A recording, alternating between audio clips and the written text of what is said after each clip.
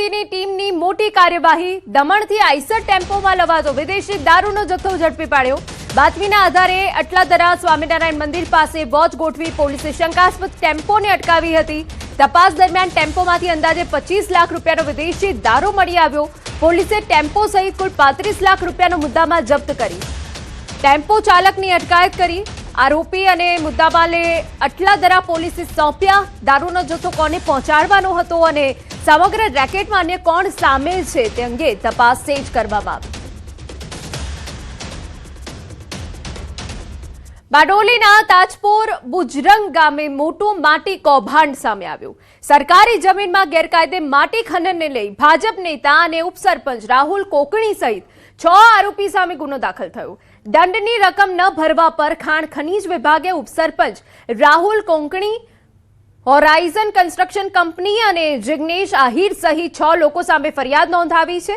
સ્થાનિક નાગરિકોએ આ અંગે લેખિતમાં રજૂઆત કરી હતી। ત્યારબાદ ખાણ ખનીજ વિભાગે તપાસ હાથ ધરી હતી। કોઈ પણ મંજૂરી વિના 20 થી 25 ફૂટ ઊંડું ખોદકામ કરાયાનું તપાસમાં સામે આવ્યું હતું। આરોપીઓએ કુલ 36,582.21 મેટ્રિક ટન માટીની ચોરી કરી હતી। સમગ્ર મામલે આરોપીને 90 લાખનો દંડ ફટકારવામાં આવ્યો હતો। મુદત પૂરી થવા છતાં દંડની રકમ ભરપાઈ ન કરતા ગુનો દાખલ કરી આગળની કાર્યવાહી હાથ ધરવામાં આવી છે। જે સરકારી જમીન હતી તે જમીનમાંથી આ કામના 6 આરોપીઓ છે તે આરોપીઓ અંદાજે 64 લાખ જેટલી ખનીજ માટી, સાદી માટી ચોરી કરી અને લઈ ગયેલ છે અને જેની પ્રાથમિક તપાસ કરેલ। પ્રાથમિક તપાસના અંતે 6 આરોપીનો ઇન્વોલ્વમેન્ટ લગતા તેને 6 આરોપી વિરુદ્ધમાં બારડોલી રૂરલ પોલીસમાં ફરિયાદ આપેલ છે। જે કામની તપાસ અમારા તાબાના પીએસઆઈ ચલાવી રહ્યા છે તેમજ આરોપીને પકડવા માટેની તપાસ તજવીજ ચાલુ છે। સમાચારમાં આગળ વધીએ તો વીજપોલ મુદ્દે સરકારે ખેડૂતોને ખાતરી આપી। ટૂંક સમયમાં ખેડૂતોના હિતમાં નિર્ણયની ખાતરી આપી। કૃષિ મંત્રી જીતુ વાઘાણીએ ખાતરી આપી છે ખેડૂતોએ ચિંતા કરવાની જરૂર નથી। ખેડૂતોના હિતમાં સરકાર કરશે જાહેરાત ન થાય ત્યાં સુધી ખેડૂતોને તકલીફ ન પડે એવી સૂચના અપાઈ। મુખ્યમંત્રી, ઉર્જા મંત્રી સતત ચિંતા કરી રહ્યા છે। એક પણ ખેડૂતે તકલીફ ન થાય એવી નીતિની જાહેરાતની ખાતરી આપી।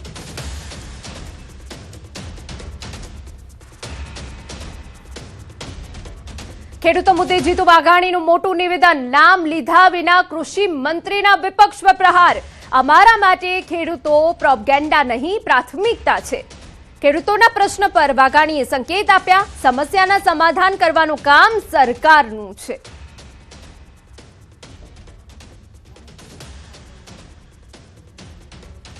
રાજકોટના ગોંડલમાં કૃષિ મંત્રી જીતુ વાઘાણીએ આપેલા નિવેદનના મામલે ખેડૂતોએ સરકાર પર વિશ્વાસ વ્યક્ત કર્યો। ખેડૂતોનું કહેવું છે કે જીતુભાઈ વાઘાણીએ કહ્યું કે પ્રશ્નો ઉકેલાઈ જ જશે, પરંતુ વીજ પોલનો પ્રશ્ન એક સમસ્યા છે, તેનું નિરાકરણ સરકારે લાવવું જોઈએ। તો કેટલાક ખેડૂતોએ કહ્યું કે વીજ કંપનીઓએ ખેતરમાં જતા પહેલા ખેડૂતોની મંજૂરી લેવી જોઈએ। ખેડૂતોનું આંદોલન ચાલી રહ્યું છે વીજ પોલ મામલે જે છે ખેડૂતો અત્યારે મેદાને છે। ત્યારે આજે કૃષિ મંત્રી જીતુભાઈ વાઘાણીએ એક મહત્વનું નિવેદન આપ્યું છે। આપણી સાથે ખેડૂતો છે, ખેડૂત આગેવાનો છે।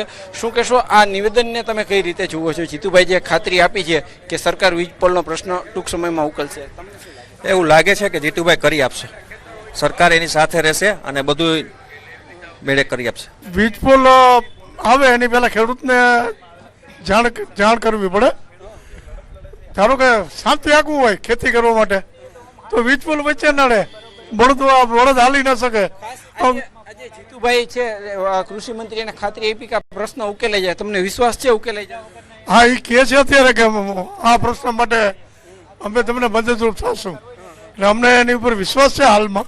એક હિતની વાત કહેવાય કે 2 વીઘા કે વીઘો હોય એમાં જે કંઈ પોલ આવે તો સરકારે ટૂંકમાં પહેલાં ખેડૂતની પરમિશન લેવી જોઈએ।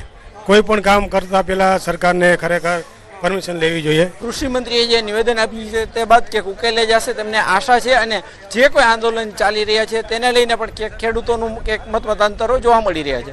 હાર્દિક જોશી, ન્યૂઝ 18 ગુજરાતી, રાજકોટ। આશા, પૂરેપૂરી આશા છે કે ભાજપ જે કહે છે એ હંમેશા કરશે, એ પણ મને ખાતરી છે। કારણ કે ખેડૂતો સાથેની સરકાર છે, ભાજપ સરકાર પણ ખેડૂતો સાથે જ રહેશે। હવે એમ કેનામાં શું છે, વિરોધ પક્ષવાળાના તળે બધા જે કોઈ હોય એ પ્રશ્નને ઉત્તેજના ખોટી આપતા હોય અને જે એનો વિઝન છે એ બધું ડાયવર્ટ કરવાની કોશિશ છે। સમાચારમાં આગળ વધીએ તો ગુજરાત, મધ્યપ્રદેશ અને મહારાષ્ટ્રની સરહદે આવેલા હામફેશ્વર ગામમાં શિક્ષણ માટે બાળકોને કપરા તપ કરવા પડી રહ્યા છે. જી હા, છોટાઉદેપુર જિલ્લાના છેવાડાના ગામમાં શાળા તો છે પણ કાચા ઝૂંપડામાં ચાલી રહી છે. વીજળી, પંખા, પીવાના પાણી સહિતની સુવિધાનો અભાવ છે. ઉનાળામાં અસહ્ય ગરમી અને શિયાળાની કડકડતી ઠંડી સહન કરવા વિદ્યાર્થીઓ મજબૂર બન્યા છે. ચોમાસામાં ટપકતું પાણી જાણે બાળકોના ભવિષ્ય પર પાણી ફેરવતું હોય તેવા દ્રશ્યો છે. વાવાઝોડા વચ્ચે તો મકાન ધરાશાયી થવાના ભય હેઠળ બાળકો ભણવા મજબૂર છે. શાળાના કાચા મકાનમાં મકાન માલિકનો પરિવાર અને પશુઓ પણ રહે છે, જેના કારણે બાળકો સતત ઝેરી જાનવરોના ભય વચ્ચે બેસવા માટે પૂરતી જગ્યા વિના અભ્યાસ કરવા મજબૂર છે. અમારા હાફેશ્વર ગ્રામ પંચાયત ફળિયું આંબલા પાણી છે. અમારા અહીંયા નિહારના પ્રોબ્લેમ હતું એટલે અમે કાચું મકાન છે, પાકું કોઈ અમારા ફળિયામાં મકાન જ નથી. 8 વર્ષથી સ્કૂલ ચાલે છે પણ કાચા મકાનમાં ભણાવે છે. તો એક તો દૂર દૂરથી છોકરા આવે છે, ડુંગર વિસ્તાર છે, 3-4 કિલોમીટરથી છોકરા ભણવા આવે છે. પણ વરસાદમાં તો પાણીની બધી સમસ્યા હોય તો કાચું મકાન છે. તો સરકાર પાસે માંગણી છે કે સ્કૂલ જલ્દી વહેલી તકે બનાવી આપે. ભૌગોલિક દ્રષ્ટિએ ડુંગરની ટોચ પર આવેલા આ શાળા સુધી પહોંચવું વિદ્યાર્થીઓ માટે જીવનું જોખમ ખેડવા સમાન છે. અલગ અલગ વિસ્તારોમાંથી આવતા માસૂમ બાળકોએ ઊંડા કોતરો અને પથરાળ ડુંગરાળ રસ્તાઓ પસાર કરીને ઊંચાઈ પર આવવું પડે છે. ચોમાસા દરમિયાન આ કોતરોમાં પાણી ભરાઈ જતા રસ્તાઓ અત્યંત જોખમી બની જાય છે. પાકા મકાનનો અભાવ અને રસ્તાના ભયજનક વાતાવરણના કારણે ડ્રોપ આઉટ રેશિયો ચિંતાજનક રીતે વધ્યો છે. ત્યારે પાકું મકાન બને તે જરૂરી બન્યું છે. વર્ષ 2010-2018થી નિશાળની મંજૂરી આપી છે. હજુ કોઈ ઓરડા કે બાંધકામ થયું નથી. ભીલ કમસિંગભાઈ રણજીયાભાઈ એમના મકાનમાં કાચા મકાનમાં ચાલે છે. હજી એક ધોરણ 1 થી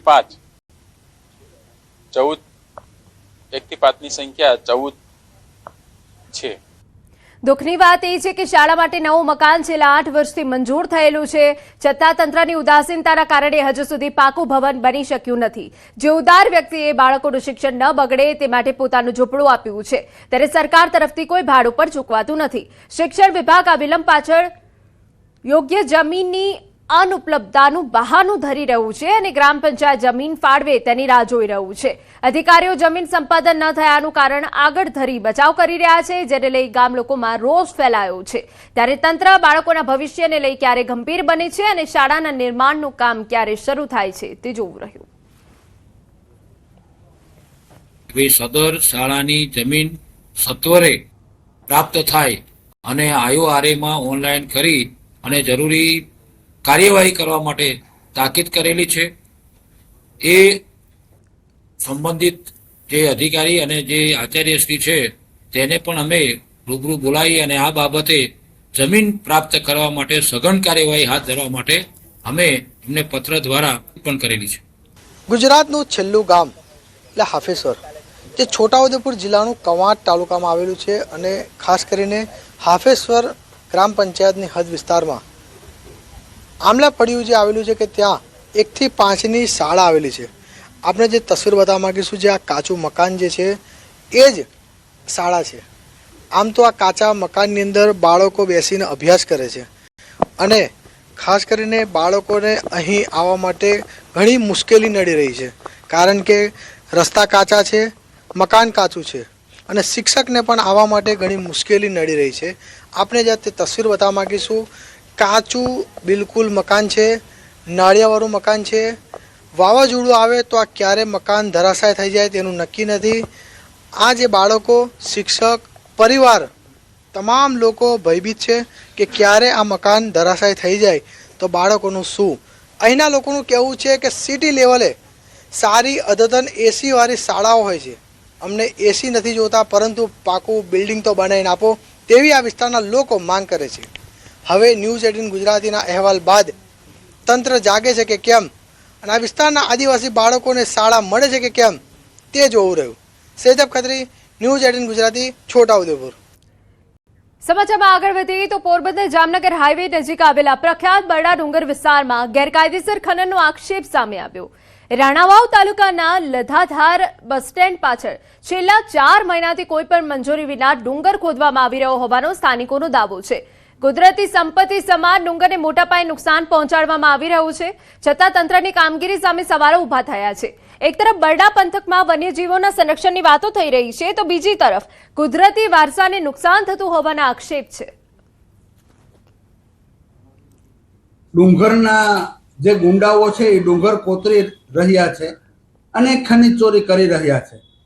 મારું કહેવાનું આ તંત્રને છે કે જે પોરબંદર જિલ્લાનું આન બાન અને શાન જે બરડા ડુંગરથી પ્રખ્યાત છે એને આજે ભૂ માફિયાઓ કોતરી અને ખાઈ રહ્યા છે.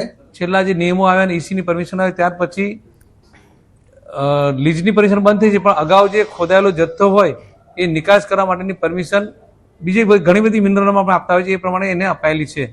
આપ કહો છો એ પરમિટનો દુરુપયોગ કરીને નવું ખોદકામ થઈ રહ્યું છે એવી ફરિયાદ પણ આપણા તરફથી આવી હતી. અમારી ટીમ પણ ગઈ હતી, ત્યારબાદ ફ્લાઇંગ સ્કોડ પણ રાજકોટથી આવી કરી હતી. એમના પ્રાથમિક રિપોર્ટમાં એવું કે જથ્થો જ ખસી રહ્યો છે.